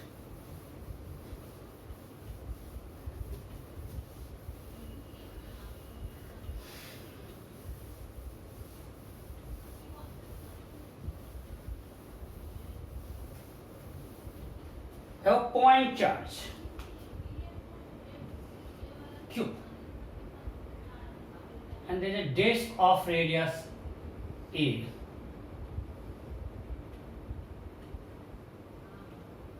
Disk of radius A at distance D from point charge. Disk के सेंटर का डिस्टेंस पॉइंट चार्ज से कितना है D। चलो अब मैं आपको दे दिया A is less than D. Then question is find electric flux passing through disk. Electric flux passing through disk, option A, B, C, D. अब ये गलत नहीं, आपको हमने दे दिया A is less than D. फटाफट फटाफट फटाफट, अब ध्यान दो, ये हमारा डिस्क है और यहां पे कोई पॉइंट चार्ज रखा हुआ है। 3D में देखना पड़ेगा। यहां पे कोई मान ली बटन जो है मेरा पॉइंट चार्ज। अब आप बताओ, इसका यहां से डिस्टेंस d है, बट इसका डिस्टेंस रियल में क्या, √d² प्लस a²। अंदर कोई रिंग लेंगे, अगर हम यहां पे कोई एक रिंग लिया, हमको तो हर पॉइंट पे e चाहिए ना। यहां पे अगर हम कोई लिए, अगर ये r है तो उसका यहां से क्या डिस्टेंस होगा, √d² प्लस r²। तो रियल में यहां पे फील्ड क्या होगा, kq बाय दिस, kq by d² plus r²। यहां पे फील्ड क्या होगा, kq by d² plus a²। Electric field जो पॉइंट चार्ज का था kq बाय r²। हाँ नहीं, तो इलेक्ट्रिक फील्ड यूनिफॉर्म नहीं है, बट हमने इसको ले लिया है, तो हम मान सकते हैं कि हर जगह डिस्टेंस सेम है। तो इस पे हम हर जगह इलेक्ट्रिक फील्ड मान सकते हैं कि जो यहाँ पे है वही हर जगह इलेक्ट्रिक फील्ड क्या है, kq by d² in this direction. Clear? अगर ये रिंग बहुत छोटा है तो हम मान सकते हैं रिंग के सेंटर पे जो इलेक्ट्रिक फील्ड है वही रिंग जिसके हर पॉइंट पे है। सो हमने E ले लिया kq by d² i cap. अगर एरिया भी ले ले पाई a² i कैप, उधर से मानते हैं पॉजिटिव फ्लक्स। अब चूंकि हमने E को यूनिफॉर्म, रियल में E यूनिफॉर्म नहीं है, मैं बार बार भाव कर रहा हूं, ना ही मैग्नीट्यूड ना ही डायरेक्शन। अगर आप ये लोगे और यहाँ पे, यहाँ इलेक्ट्रिक फील्ड ऐसा है, यहाँ ऐसा है, हर जगह डायरेक्शन भी अलग अलग है और उसका मैग्नीट्यूड भी अलग अलग है, क्योंकि ये डिस्टेंस और ये डिस्टेंस सेम नहीं है, ये डिस्टेंस और ये डिस्टेंस सेम नहीं है, ये सेम नहीं है।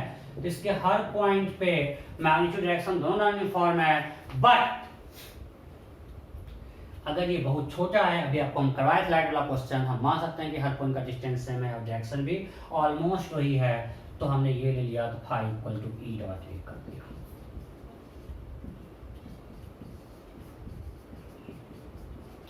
सो ये आंसर हो गया। Clear? Okay, next next next next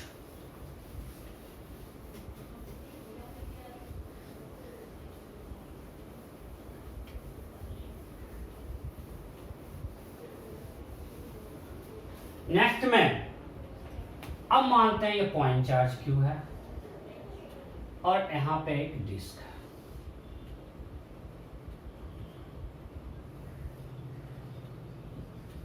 और इसका रेडियस ये है। ठीक है, now I have to find electric flux passing through this disk. अब हमने कोई एजम्पशन आपको नहीं दिया है,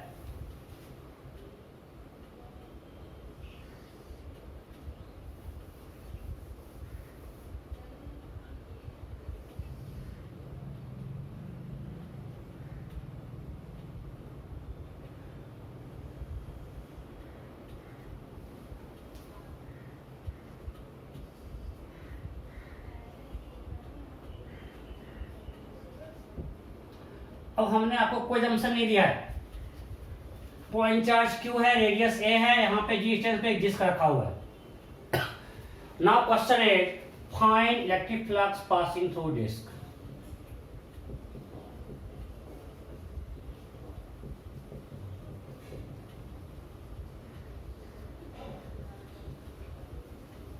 passing through disc,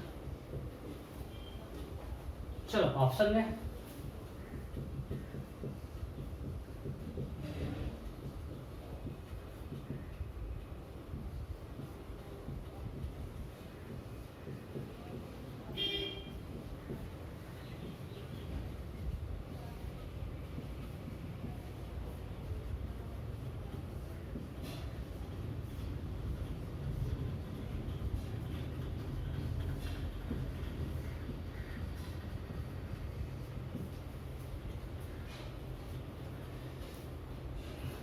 You have to find electric flux passing through disk.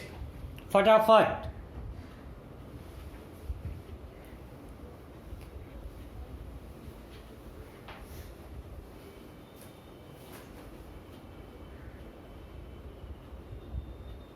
हो गया?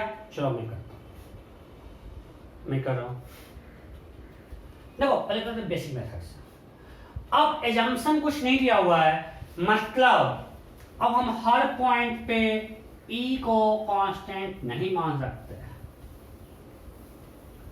सो मेरा है D phi equal to E dot D, right, और phi equal to integration of E dot D. अब E यूनिफॉर्म नहीं है, अब हमारा इलेक्ट्रिक फील्ड यूनिफॉर्म नहीं है। So now we have to integrate. So flux integration of E dot D. अब हर पॉइंट पे, इस डिस्क के हर पॉइंट पे ऐसा डिस्क है, अब इस डिस्क के हर पॉइंट पे ई का वैल्यू चले, मतलब अगर इस डिस्क को हम बहुत सारा रिंग लें, मान लें कि ये रिंग है, ये रिंग है, ये रिंग है, अगर हम बहुत सारा रिंग लें तो हर रिंग पे इलेक्ट्रिक फील्ड का मैग्नीट्यूड इसके पेरिफेरी पे सेम है नहीं? अगर हम इसके अंदर बहुत सारा रिंग लें, ये है, जो भी रिंग लेते हैं, चलो एक रिंग ये लेते हैं, अब इसके इस हर रिंग का इस पॉइंट पेरिफेरी का डिस्टेंस 0.4 से सेम है, और यहाँ पे आएगा कुछ रेडियली इलेक्ट्रिक फील्ड का डायरेक्शन आएगा। फिर इस रिंग के पेरिफेरी के हर पॉइंट का डिस्टेंस इससे सेम है 0.4 से, मतलब अगर हम इस पॉइंट को, इस रिंग के हर पॉइंट के पेरिफेरी को देखें तो इसका इससे डिस्टेंस सेम, ये कितना होगा √a² प्लस d², और यहाँ पे इलेक्ट्रिक फील्ड है, यहाँ पे इलेक्ट्रिक फील्ड इधर। उस तरह हर पॉइंट का, इसके पेरिफेरी के हर पॉइंट का डिस्टेंस क्या होगा 0.4 से √a² प्लस d²। इसका डिस्टेंस है d। अगर हम कोई अंदर लेते हैं r पे जाके या y पे जाके dy का करेंगे,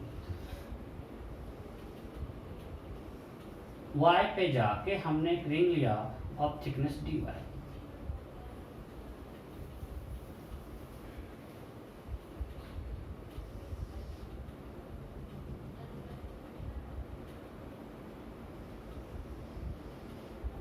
I have assumed radius of this ring is y, hence thickness is dy. Its radius is y and thickness is dy.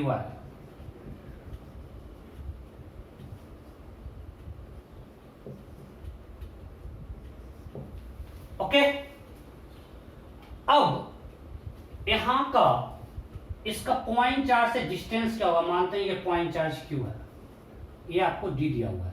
What is this distance? √d² plus y²। तो इसके हर point पे electric field से radially होगा, और उसका distance 0.4 से कितना है? ये डिस्टेंस √d² प्लस y²।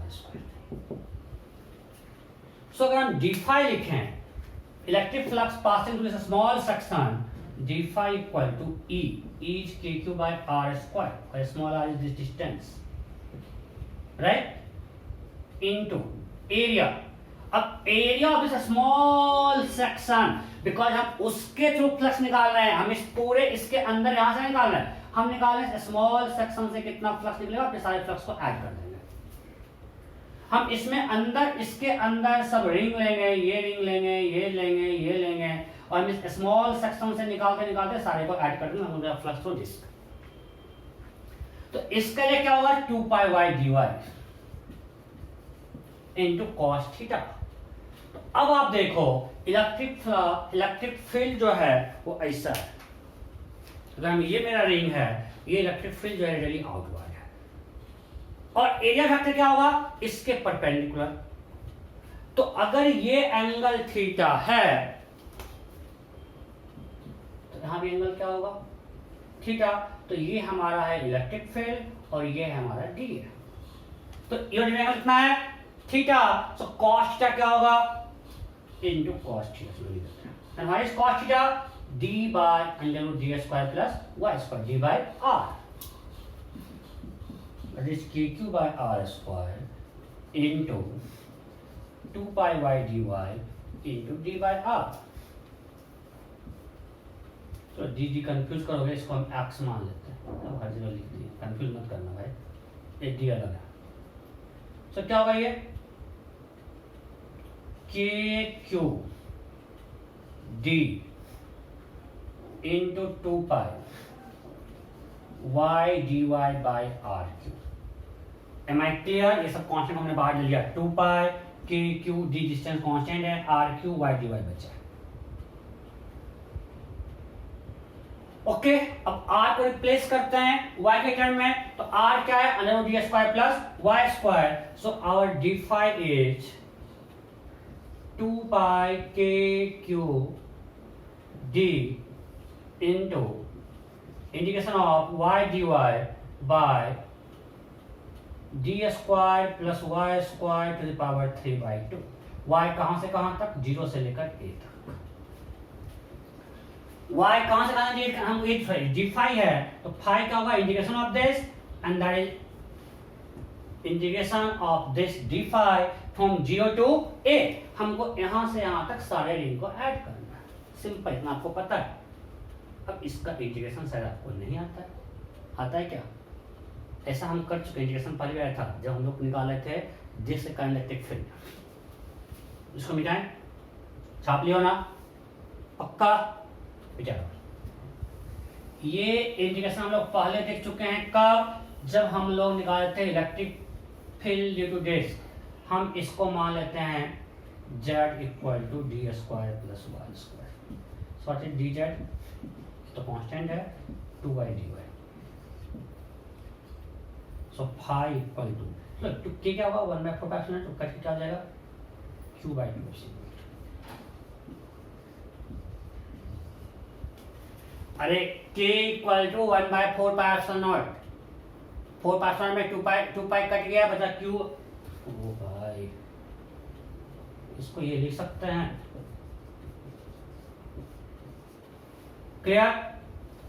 और यहां क्या बचा ऊपर में, dz/2, 2 पे चल, और ये क्या बचा, z टू द पावर 3/2।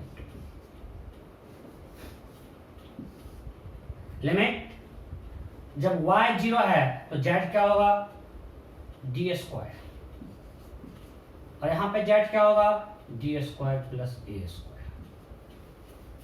अब इसका इंटीग्रेशन ये क्या है, z to the power -3/2 dz, z power -12 by -12, ये क्या हो जाएगा, -2/z। क्लियर? ओके, सो इसको बाहर लाते हैं,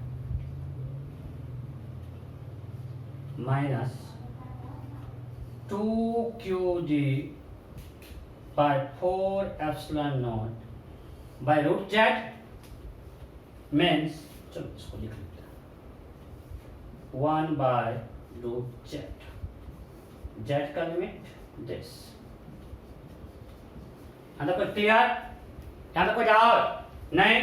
सो ये कैंसल, सो बचा क्या, -q/2 epsilon naught d 1/this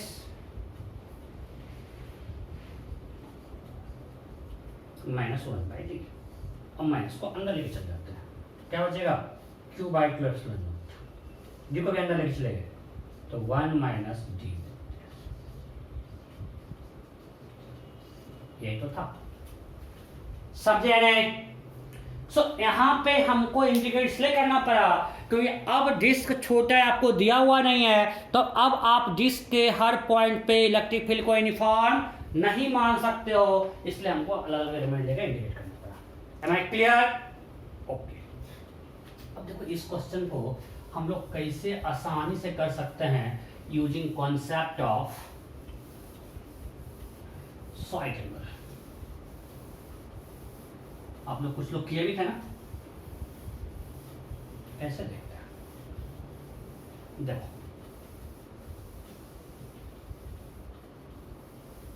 अच्छा अभी आप लोग नहीं कर पाओगे, हम देखो इसको हम फिर से कराएंगे, आपको गॉस लॉ पढ़ाएंगे ना, वहां बहुत आसानी से हो जाएगा using concept of solid angle. 2 line में सॉल्व हो गई। आगे आपको पढ़ाते हैं गॉस लॉ। गॉस लॉ पढ़ते ही इस क्वेश्चन को हम लोग करेंगे 2 लाइन्स में using concept of solid angle. Okay, next question.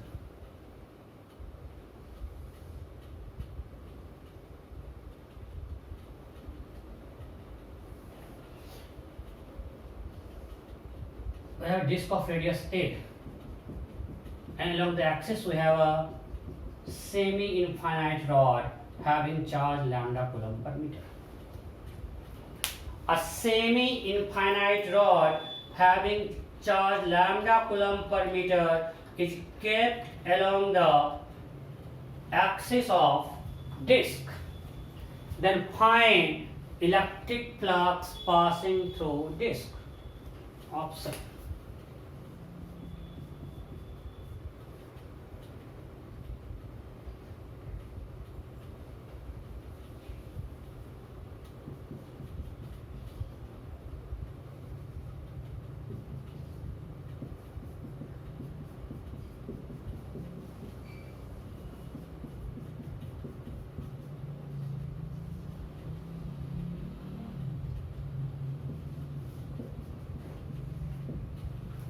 A semi-infinite uniformly charged rod is kept along the axis of disk having radius A. Then find electric flux passing through disk. Semi-infinite uniformly charged rod is kept along the axis of the disk having radius A. Then find electric flux passing through disk. हो गया, चलो करता हूं। अब हमको इस disc के through निकालना है फ्लक्स। कुछ लोग गलती कर गए कि यहाँ पे फील्ड लिखे, अरे भाई हमको पूरे डिस्क से निकालना है, तो इलेक्ट्रिक फील्ड सिर्फ यहाँ या हर जगह है? इलेक्ट्रिक फील्ड सिर्फ यहाँ पे या हर जगह इलेक्ट्रिक फील्ड है? हमको इस रिंग से निकालना है, पूरे डिस्क से निकालना है। You have to find electric flux passing through disk means area enclosed by disk, उससे निकालना है। तो इलेक्ट्रिक फील्ड तो हर जगह है, ओके। तो इलेक्ट्रिक फील्ड हर जगह यूनिफॉर्म और नॉन यूनिफॉर्म, बिकॉज आपको पता है इससे इलेक्ट्रिक का दो कंपोनेंट, अगर हमने यहाँ पे आर पे जाके डी आर का रिंग लेते हैं या वाई पे जाके डी वाई का रिंग लेते हैं,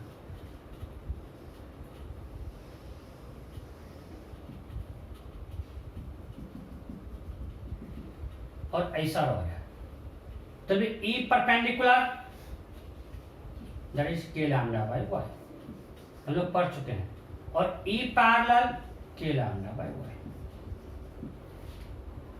तो समझो कि हमने एक एलिमेंट लिया, पतला सा रिंग एलिमेंट लिया, मान लीजिए मेरा एलिमेंट है। अब यहाँ पे इस पॉइंट पे हम देखते हैं इलेक्ट्रिक फील्ड का दो कंपोनेंट है, एक है ई परपेंडिकुलर के लैम्डा बाय वाई, और एक है E parallel this is also के लैम्डा बाय वाई, है नहीं?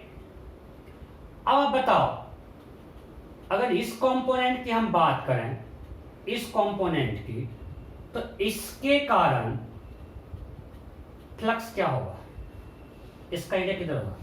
आप या इधर लो या उधर लो, जो लेना लो, योर चॉइस। हम इधर मान ले एरिया पकड़ लेते हैं। इसका अगर ये हम एलिमेंट लेते हैं तो इसके परपेंडिकुलर एरिया हम मान लीजिए इधर पकड़ लेते हैं, आप इधर भी ले सकते हो। हमने ये पतला सा एलिमेंट लिया, ये डी आर है और इसका ये डी वाई है और रेडियस वाई है, हमने ये एलिमेंट लिया हुआ है। ये सेंटर है, इसका रेडियस वाई है और ये थिकनेस डी वाई है, और ये डी वाई बहुत छोटा है। हम इस स्मॉल एलिमेंट के थ्रू फ्लक्स निकालना चाह रहे हैं जिसका रेडियस वाई है, थिकनेस डी वाई है।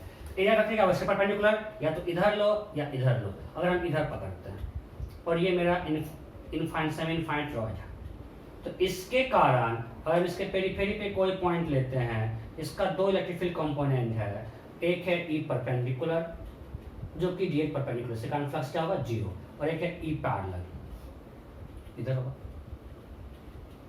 अरे हाँ नहीं, तो ई पैरेलल, अच्छा इसमें दिक्कत है।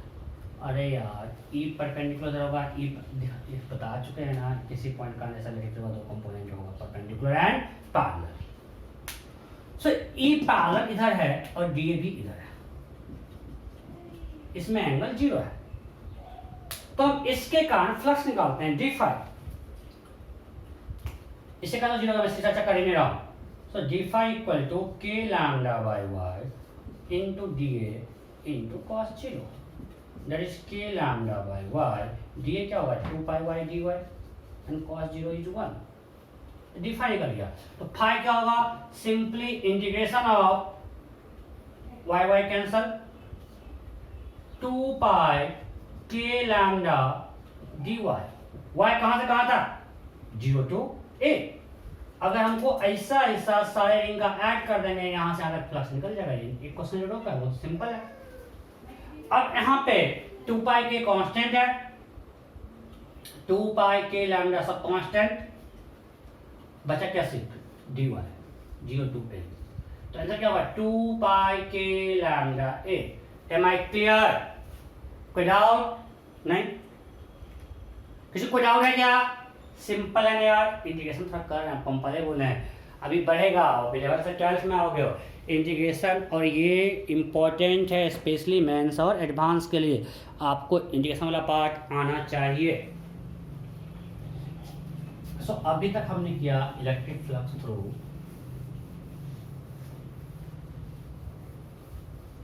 Open surface. अब आते हैं close surface, electric flux through close surface.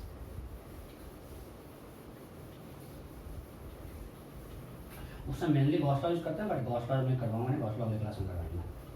उस क्लास में पूरा गॉस लॉ को कंप्लीट कर लेंगे एक साथ कंटिन्यू। सो हम देख रहे हैं electric flux through close surface.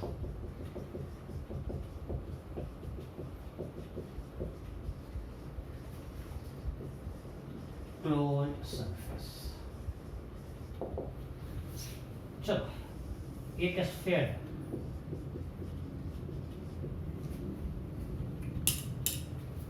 और electric flux passing through this uniform electric field ऐसा है। अभी आज ही हम लोग किए जितना इन क्या उतना आउट, फ्लक्स 0। अब हमारे पास एक स्फीयर है और यहाँ एक पॉइंट चार्ज क्यों है बाहर। Now what electric flux passing through this sphere due to this point charge? इसके कारण इलेक्ट्रिक फ्लक्स क्या होगा, बोलो।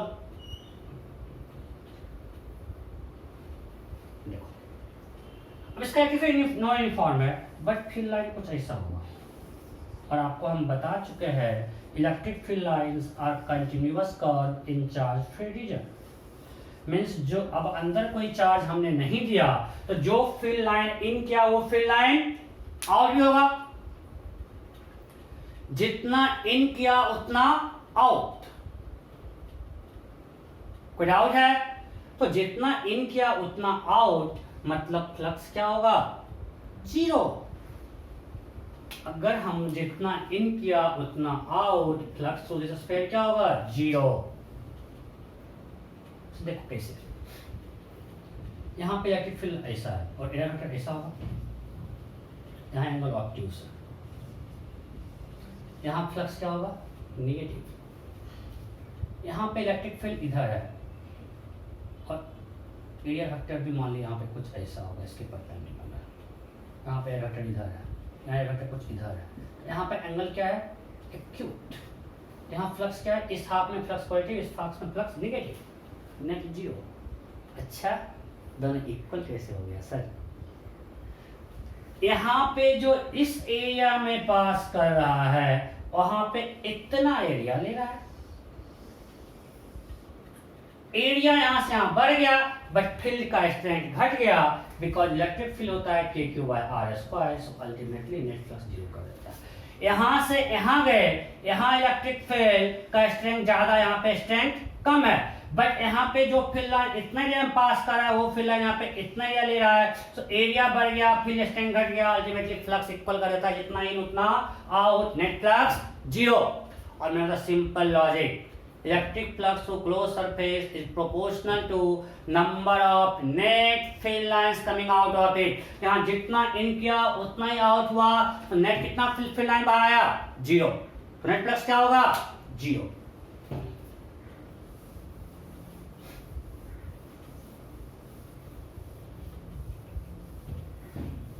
मतलब बाहर कितना भी चार्ज रख दे, अगर अंदर कोई चार्ज नहीं है, फील्ड लाइन कंटिन्यूअस है, तो फ्लक्स क्या होगा थ्रू स्फीयर, 0। अगर अंदर कोई चार्ज नहीं है स्फीयर के अंदर, तो जो भी फील्ड लाइन इसमें इन करेगा वो इससे आउट भी करेगा, और वो आउट हो रहा है तो नेट फ्लक्स क्या होगा? जीरो। जितना इन किया उतना आउट, नेट फ्लक्स जीरो। आपको हम बता चुके हैं electric field lines are continuous curve in charge free region, means अंदर कोई टर्मिनेट नहीं करेगा, अंदर कोई चार्ज नहीं है तो। Next electric field like this, तो नेट फ्लक्स तो जो है हम लोग कर चुके हैं। अब हमको निकालना है अगर इसका रेडियस a है तो कितना फ्लक्स इन कर रहा है वो निकालना है। What is flux entering into the sphere, कितना फ्लक्स उसमें इन किया वो निकालना है।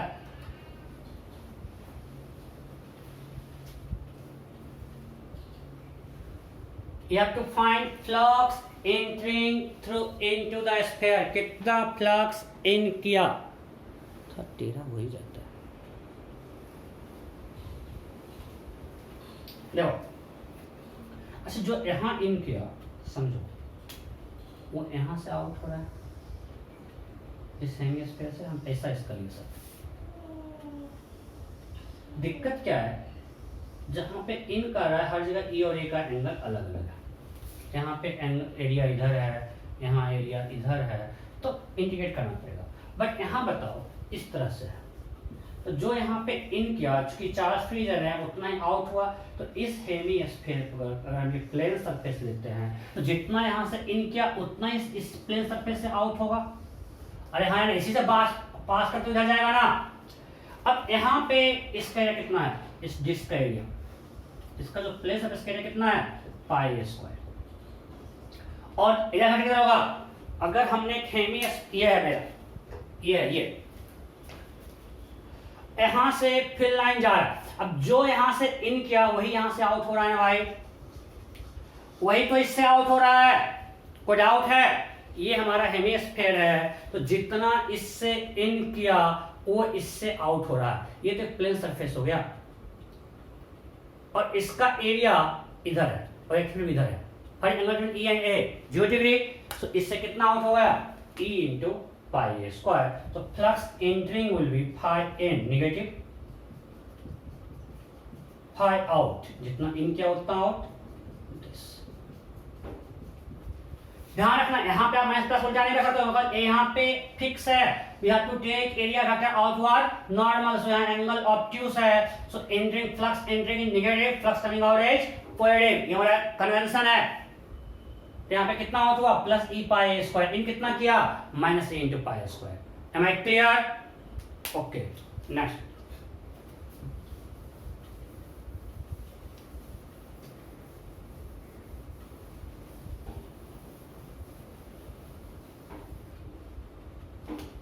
चलो, मान cylinder of radius a and height h, and we have uniform electric field E. We have uniform electric field E. What is net flux? What is net flux? 0, जो in क्या उतना हो। What is flux entering through cylinder?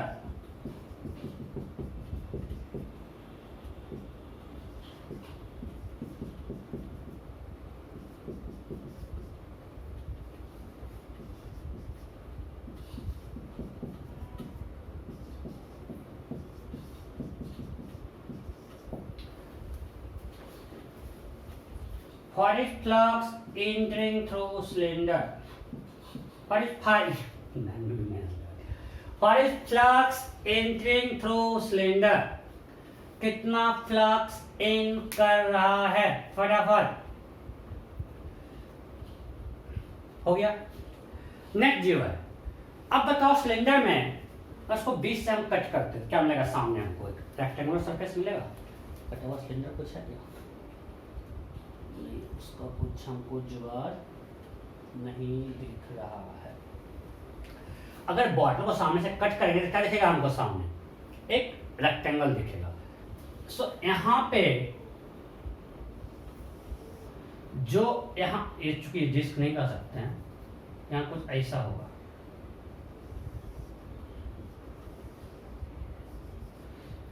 अब बताओ यहाँ पे जितना in किया उतना ही आउट हुआ, सो यहाँ पे कितना इन किया, इसका कितना होगा, ये H और ये 2A। अरे जब सामने कट करेंगे बॉटल का, ये कितना होगा 2A डायमीटर और ये कितना होगा H पक्का। सो यहाँ कितना इन करेगा, इसके लिए क्या होगा, ऐसा कुछ मिलेगा, ये 2A और ये H, एरिया कितना हो गया 2AH, इन हुआ minus E2AH। So 5A minus E into 2A into H. 5 out. E into A. Sorry. Plus 2E into A into H. जितना in उतना out. Net flux 0. कोई दिक्कत है? नहीं. Next.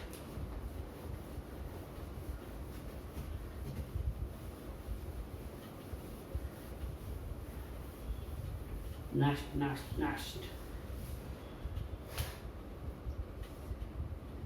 चलो कौन है,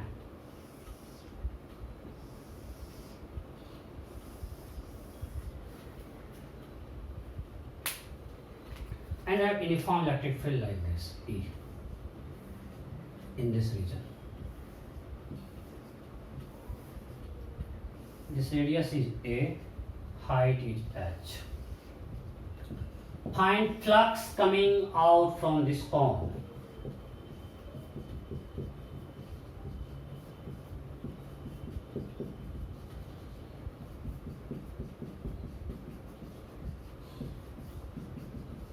Find flux coming out from this cone. There is a uniform electric field E in this region. We have a cone of height H and radius A.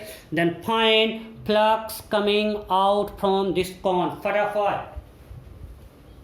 Find flux coming out from this cone. Again, अगर आप कोन को cut करो तो क्या दिखेगा हमको, triangle, उसका height H और बेस 2A या A, बेस 2A। सो इस ट्रायंगल अगर हमको एक दिखेगा सामने, उसका एरिया क्या होगा, half into base into height, तो फ्लक्स आउट होगा E into half into base into height, यानी EAH। क्लियर? कोई डाउट है? अगर आप कट करोगे कोन को तो सामने कैसा भी दिखेगा, ट्रायंगल दिखेगा ना यार, इस थोड़ा सा विजुलाइज करना है, थोड़ा तो विजुलाइज। सामने क्या दिखेगा, कोन टाइप, तो क्या होगा, सॉरी ट्रायंगल टाइप, उसका बेस क्या होगा 2A, हाइट कितना है H, ये होगा half into 2A into H, so E into A into H। So flux coming out will be E into A into H and flux entering will be minus E into A into H। चलो अब एक homework देते हैं और आगे इससे continue करेंगे हम लोग नेक्स्ट क्लास में, एक दो क्वेश्चन अच्छा करके, और फिर हम लोग गॉस लॉ पे जाएंगे। गॉस लॉ क्वेश्चन भी कंप्लीट कर देंगे नेक्स्ट क्लास में।